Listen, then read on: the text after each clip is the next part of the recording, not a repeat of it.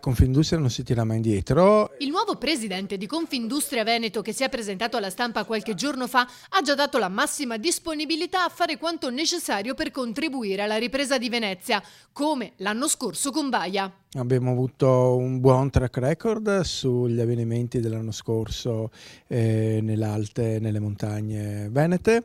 Vedremo anche in questo caso che cosa fare. Ci sono regioni che se la passano molto meglio di noi. È vero, abbiamo avuto questi due eventi catastrofici molto importanti.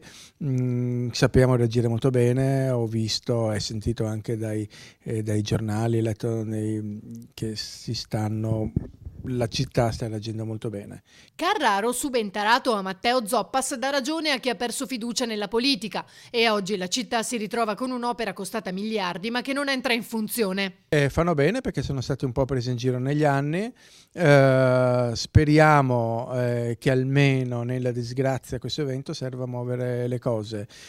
So che già si stanno muovendo, hanno trovato una persona di esperienza e di coraggio che sappia portare a termine questa infrastruttura. Manca veramente l'ultimo miglio, abbiamo fatto il 90%, 95% ormai dovrebbe essere, speriamo, questione di poco tempo.